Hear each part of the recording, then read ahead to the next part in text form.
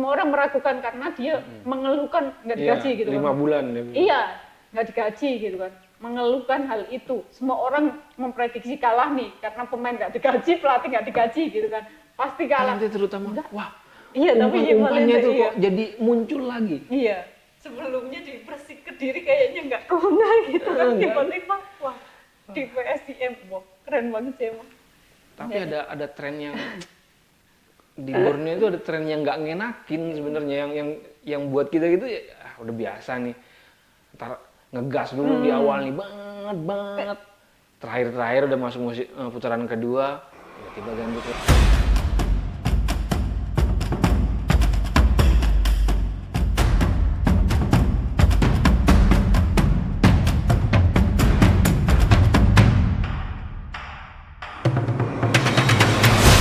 Hai semuanya, balik lagi bersama kita pastinya di Bincang Bola Eksportase.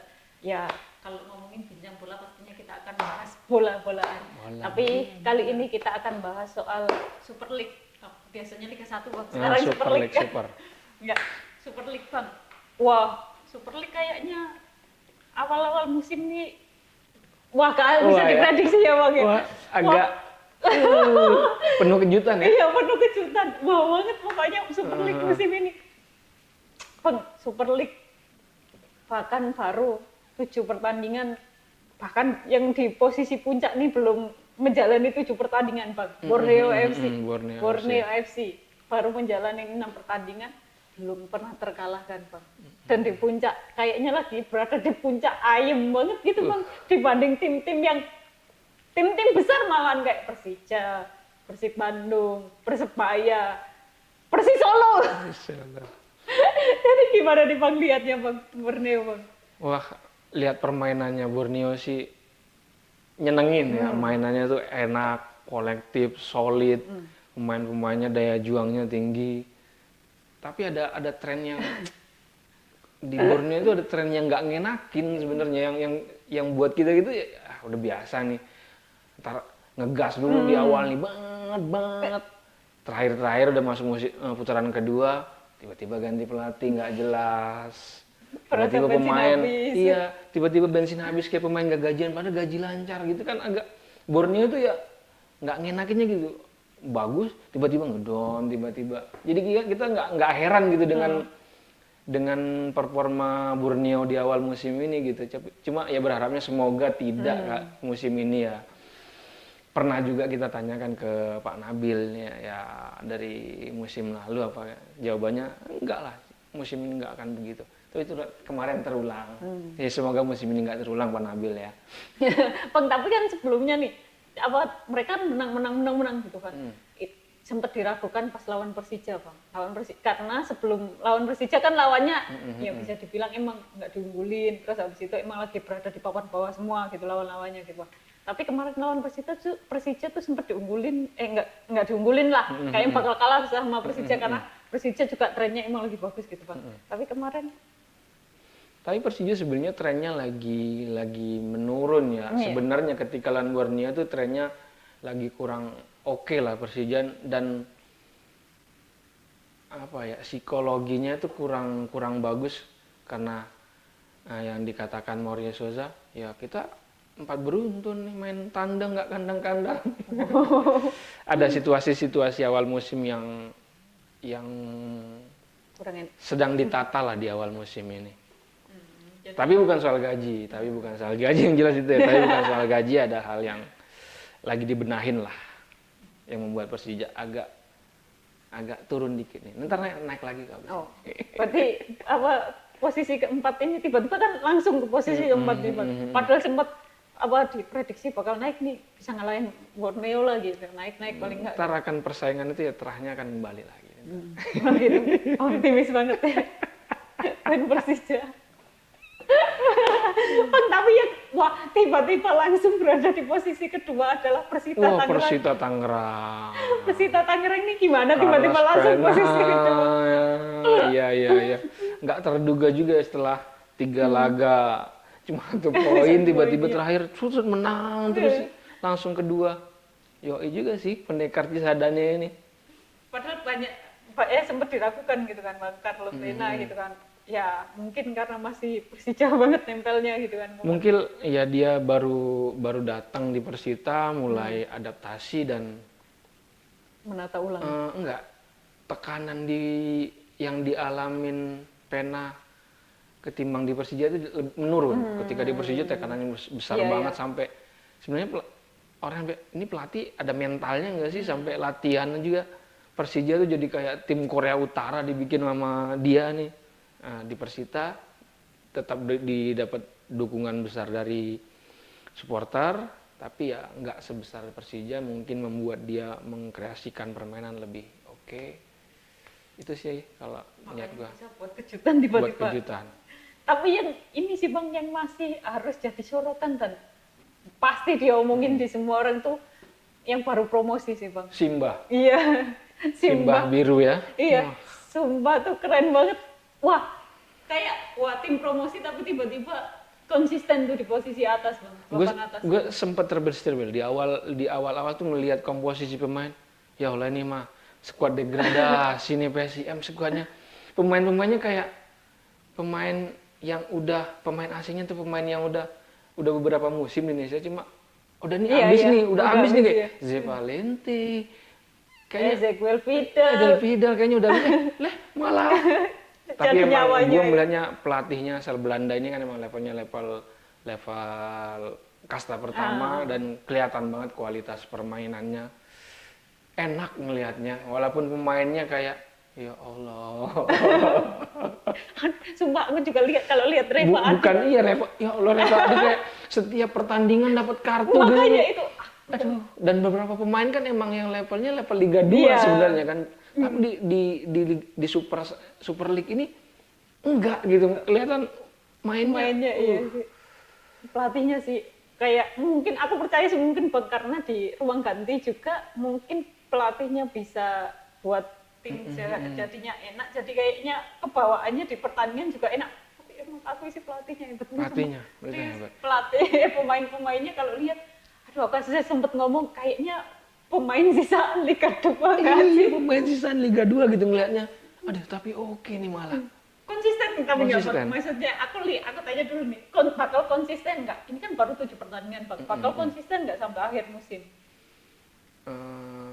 Itu yang agak berat sebenarnya memprediksinya dengan durasi durasi Super League ini kan lebih panjang ketimbang yang di kasta keduanya ya, Liga 2-nya, Championship. Gue belum ngebaca nih gimana konsistensi PSIM, cuma ya dengan kalau berkembang akan stabil, tapi kalau nggak berkembang ya karena tim-tim lain terus ya harus diakuin Persib trennya naik, Persija trennya sedang turun tapi gue yakin bakal naik, Persebaya juga gitu. Ya PSIM nggak bisa bertahan di posisi yang itu, di level itu harus naikin level terus, kalau nggak akan tergerus, dia akan ke papan tengah. Tapi kan kalau PSIM kalau lihat di setiap pertandingan nih Bang, kelihatan Bang nyawanya kan di Vidal sama Valente gitu kan. Kalau dua pemain ini hilang gitu aja nih Bang. Wah, itu kayaknya yang bisa merosot tiba-tiba. Si Valente terutama, wah. Iya, tapi umpannya tuh kok jadi muncul lagi. Iya. Sebelumnya di Persik Kediri kayaknya nggak kena gitu kan, tiba-tiba wah di PSIM, wah keren banget sih emang. Lihatnya Persib sih Bang apa sekarang ya Persib Bang. Persib Terakhir lawan Persita, kok iso kalah ini loh. Lawan Persita. Karena main di Bali. Nah, apa hubungannya Bang karena main di Bali? Bukannya kalau kata bocah Dodak sih enak kalau di Bali langsung berangkat langsung ke Bangkok gitu kan Bang. Ya karena fokusnya kan situ sebenarnya, Persib fokus kemarin mau ke Thailand lawan Bangkok United. Udah nggak sabar ketemu Arhan sebenarnya tuh. Jadi lawan Persita nggak terlalu. Bang, tapi lihat permainan Persib gimana Bang? Kalau aku lihatnya nih Bang, pas main di AFC nih Bang. Oh, gila sumpah serius banget. Kayaknya enak banget gak sih Bang? Iya. Levelnya mungkin ya, apalagi kebantu dengan Bangkok United, lapangannya bagus banget kayaknya Bang. Lapangan gitu, iya kan, bagus banget gitu Bang. Wah, enak banget pas nonton, mainnya bahkan kayaknya lucu tuh kayaknya nggak ketebrak kayak pas main di Super League. Barpa juga mainnya kayak ya Italinya keluar gitu kan Bang ya. Italinya keluar tapi ya di Super League kenapa Bang? Di Super League Iya kenapa? masih beradaptasi sih dengan skuad baru. Awal musim datang Eliano, datang Tom, pemain asingnya juga baru-baru semua. Dalam proses peramuan yang gue melihatnya apa ya, di jalan yang Siratul Mustaqim nih sebenarnya. Kalau gue ngeliat Persib di Siratul Mustaqim, jalan yang benar nih. Dia berprosesnya tuh agak-agak tersendat-sendat tapi mulai menemukan bentuk permainan seperti yang diinginkan Hodak, gue ngelihatnya. Jadi bakal bisa Oh tetap ini, kalau gue masih tetap melihat Persib dalam salah satu kandidat hat-trick juara. oh iya Bang. Masih tetap. Bukan fokusnya ke AFC doang gitu. Fokus tetap dengan skuad yang ada. Iya sih, bisa. skuadnya mahal banget kayaknya. Mahal. Mahal banget, lengkap banget semuanya ada, skala posisi ada. Eliano bisa kemana-mana. Eliano. Yang lain sih biasa sih Bang. Yang lain maksudnya mungkin aku yang masih menunggu tuh Dewa United yang kemarin disebut-sebut sebelumnya kan di salah satu bisa banyak jadi ya, anggaplah kita tracing semua media sosial tuh 80% menyebut Dewa United calon juara. Iya. Tapi kayaknya enggak ya. Makanya Bang dari awal kan langsung beng datengin beberapa terus habis itu ya pelatihnya juga semua orang tahu gitu kan. San Olden terus melihatnya gimana Bang? Bali United juga tiba-tiba Bali United dengan lagi Squad proses yang transformasi yang agak bergelombang gue nyebutnya ya. Setelah ditinggal Teko, beberapa pemainnya pergi, emang adaptasi dengan pelatih baru dari Belanda ini nggak smooth berjalannya kayak di PSIM, nggak. Tapi skuadnya tetap menjanjikan. kalau terakhir aku Persebaya aja. Ya Persebaya gimana? Ini Will, kan Persebaya itu kan mau 100 tahun, mau 1 abad bertekad juara. Ini kan mimpinya emang udah ya nggak, kalau nggak musim ini musim depan. Kalau musim ini nggak, berat lagi nih musim depan Persebaya ini. 100 tahun loh. 1 abad setelah PSM. Tapi kayaknya nggak menjanjikan ya. Iya, nggak menjanjikan. Aku juga udah meragukan sejak awal Bang. Sejak awal aku udah ngomong, wah gelap banget kayaknya untuk juara kayak gitu kan. Ya paling setidaknya bersaing lah Bang di 3 besar lah pengenku ya. Karena kalau lihat permainan mungkin ini Bang, apa pelatih fisiknya tuh beneran bantu ketika kemarin terakhir apa sebelumnya Dewa apa lawan ini ya yang apa kena kartu merah di menit 36 tuh. Iya lawan Dewa United kan ya. Itu tuh lawan Dewa United 1 pemain hilang aja dari menit 36 tuh, tapi mainnya masih tetap bagus banget gitu, fisiknya pun nggak kedodoran dan lain sebagainya. Emang kayaknya mantan pelatih fisik timnas tuh berguna banget gitu. Cuma emang ya balik lagi tuh, ya skemanya Edu berguna apa enggak gitu aja. Soalnya kan beberapa terakhir main juga kayaknya kurang, nggak tahu dah aku ngerasa kurang aja apa nggak yakin aku. Belum ya, bener strateginya itu belum Iya, ya? belum masuk strategi. Fisiknya sih udah oke aku lihatnya. Bisa lah ngeyel ke ala-ala Persebaya sih udah kelihatan. Kalau bau-bau degradasi, bau-bau dulu nih, bukan calon ya, bau-bau degradasi nih. Kan udah ada yang dipecat kemarin nih Bang. Pelatihnya, ya Allah, nggak pernah menang sih mungkin ya, nggak pernah menang. Sebenarnya nggak kaget juga sih karena tipe pemiliknya ini sebelumnya juga gitu kan, musim lalu kan juga gitu Bang, nggak pernah menang langsung dipecat. Buktinya sekarang Henry Susilo di Malut United pun bisa gitu kan. Tapi nggak tahu Bang, PSM sih kayaknya mau degradasi. PSM apa namanya ini Persis Solo Semen Padang. Kan dia baru kayaknya butuh Andre Rosiade bawa tas kresek dulu dong, kayak Putra Siregar gitu, show off duit. Bonus gitu kan, bonus maksudnya gitu kan Bang. Tapi masalahnya kan balik lagi Bang, balik lagi ya pemainnya nyambung nggak taktiknya dan lain sebagainya.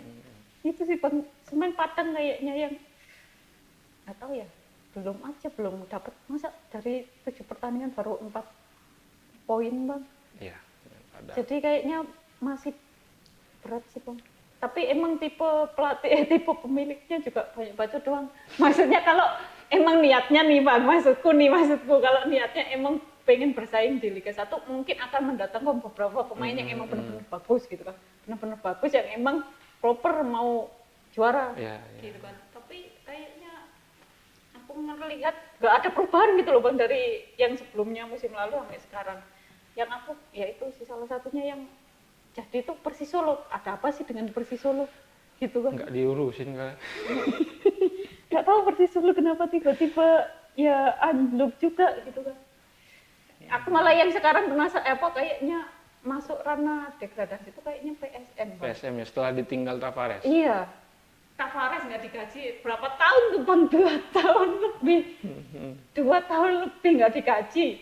Dia masih tetap konsisten bisa kayak pertandingan terakhir semua orang meragukan karena dia mengeluhkan nggak digaji gitu 5 kan. bulan Iya, nggak digaji gitu kan, mengeluhkan hal itu. Semua orang memprediksi kalah nih karena pemain nggak digaji, pelatih nggak digaji gitu kan, pasti kalah. Enggak, menang Bang gitu kan, menang. Tapi setelah ditinggal Tavares ini masalahnya, setelah ditinggal Tavares ya itu aku meragukan kayaknya after Tavares ya. Dan pelatih juga mikir mau masuk itu kondisi tim begini. Kalau agen masih nyaranin jangan dulu ke PSM, pada bilang tunda dulu PSM lagi nggak stabil nih kayak musim lalu Persija banyak pemain segala macam, jangan Persija dulu lagi nggak stabil. PSM gitu tuh. Iya, agen pada ngomong semua jangan PSM dulu. Ya gitu kan, jadi itu Bang yang aku prediksi mungkin yang bau-bau lah, belum bener-bener karena masih ada pertandingan kan masih panjang, sangat panjang banget gitu kan. 27. Iya, cuma bau-baunya sih emang ya itu nggak, kecuali di putaran kedua banyak perubahan yang emang mengejutkan. Tapi kalau di awal di awal putaran pertama nggak maksimal semua ya tetap aja putaran kedua nggak akan mengejar. Oke. Udah, sampai di sini aja nih pembahasan kita soal Super League-nya. Semoga kita akan ketemu selanjutnya lagi. Kita bakal ketemu deh selanjutnya. Akan ada pertandingan berikutnya. Ya udah, sampai di sini pembahasan kita. Bye. Bye. Terima kasih.